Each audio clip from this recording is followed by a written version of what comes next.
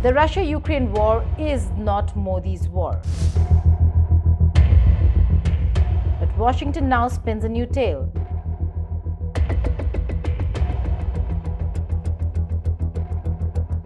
That India bankrolled Putin with oil. The irony? It was America that shoved India into that role. Actually, they bought Russian oil because we wanted somebody to buy Russian oil at a price cap. That was not a violation or anything. It was actually the design of the policy because as a commodity, we didn't want oil prices going up. Former US Ambassador to India, Eric Garcetti, admitted it was US policy to make India buy Russian oil at a capped price to stabilize global markets during the war. And yet later, during Trump administration, America turned around, slapped tariffs and blamed India for aiding Russia. Classic doublespeak, classic hypocrisy. If this war was born out of Washington's policies, why is India suddenly made the villain? Hello and welcome. You're watching Statecraft with me, Geeta Mohan.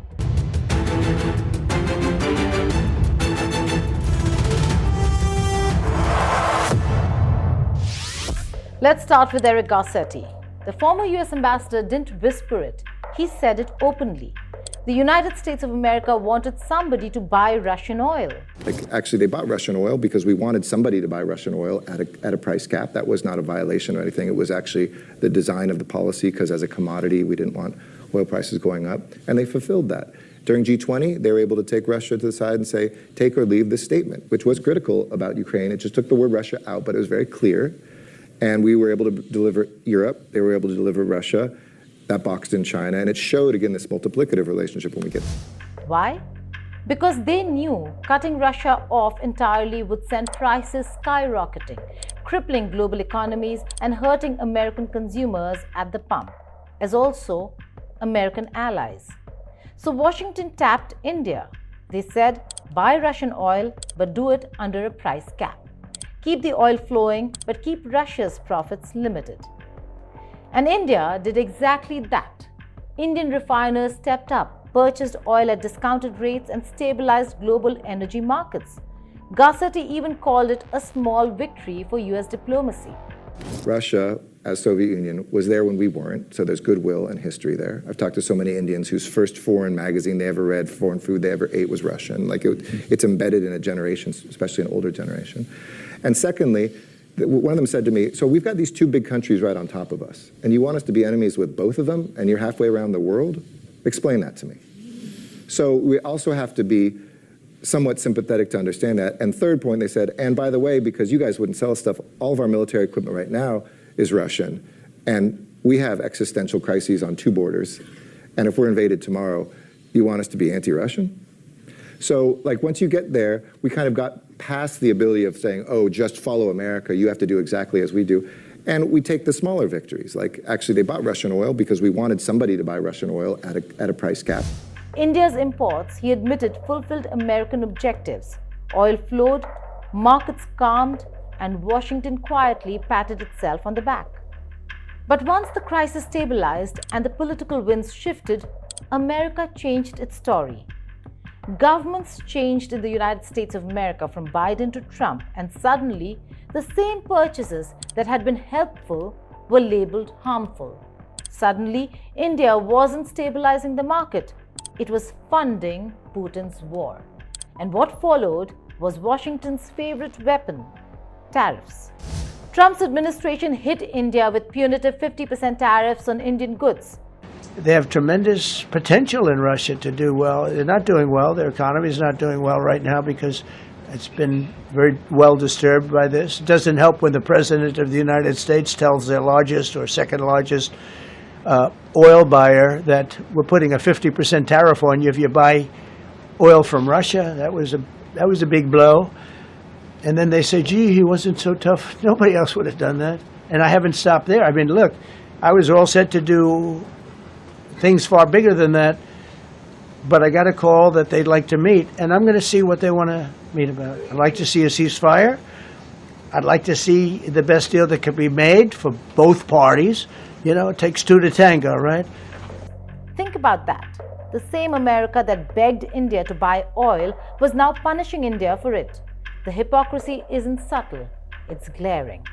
Washington got what it wanted, then turned India into a scapegoat to cover its own messy role in the war.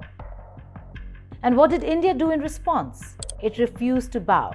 India prioritized its own people, its energy needs, and its independent foreign policy. Because why should 1.4 billion Indians suffer so America can tidy up its contradictions? So when Trump's advisors wag their fingers and say Modi's war, the real question is, wasn't it Washington's idea in the first place? Wasn't it Washington's war? The Ukraine war didn't appear overnight. Its roots stretch back nearly 2 decades. In 2008, NATO declared Ukraine and Georgia would join someday. Ukraine and the NATO alliance have built a strong partnership. Ukraine is the only non-NATO nation supporting every NATO mission. In Afghanistan and Iraq, Ukrainian troops are helping to support young democracies. In Kosovo, Ukrainians are helping keep the peace.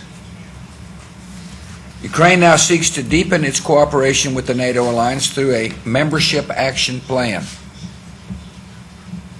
Your nation has made a bold decision, and the United States strongly supports your request. NATO. For Moscow, that was a direct strike at its security red lines. Russia said no to NATO. The West didn't care. By 2014, after pro-Russian President Viktor Yanukovych was ousted in the Ukrainian Revolution or the Euromaidan protests, Moscow struck back. Crimea was annexed. Donbass ignited. The low-intensity conflict smoldered for years, claiming thousands of lives. Fast forward to February 24, 2022. Russia sent in 190,000 troops, launching a full-scale invasion, the largest armed conflict in Europe since World War II. But America's fingerprints were everywhere. It armed Ukraine. It cheered NATO's expansion. It ignored Russia's ultimatums. And once war broke out, Washington turned it into a grand stage. Billions in weapons, billions in aid, billions in sanctions. So when Trump now says India's oil imports prolonged the war, let's get the history right. India didn't push NATO into Ukraine's backyard. India didn't overthrow Yanukovych. India didn't ship weapons across the border. If NATO's promise was the spark and Washington's arms were the fuel, then the fire was already burning long before India bought a single barrel of oil from Russia. Donald Trump loves drama, and in 2025, India became his favorite punching bag. His trade advisor Peter Navarro has been particularly vicious. Navarro claimed India was getting in bed with authoritarians. He labeled discounted Russian oil as Modi's war. He accused Delhi of prolonging the conflict. And of course, he sneered at Indian tariffs because in Washington's world, protecting American workers is patriotic. But when India protects its own economy, it's arrogance. To me, Joe, is that the Indians are so arrogant about this. They say, oh, we don't have higher tariffs. Oh, it's our sovereignty. We can buy oil from anyone we want. India, you're the biggest democracy in the world, okay? Act like one. Side with the democracies. You're getting in bed with the authoritarians. China, you've been at quiet war with them for decades. They invaded Aksai-Chin and all your territory. These are not your friends, folks, okay? And the Russians, I mean, come on. But let's examine Navarro's logic. He says India is cozying up to authoritarians. Really? America hasn't? Washington has been in bed with authoritarians for decades.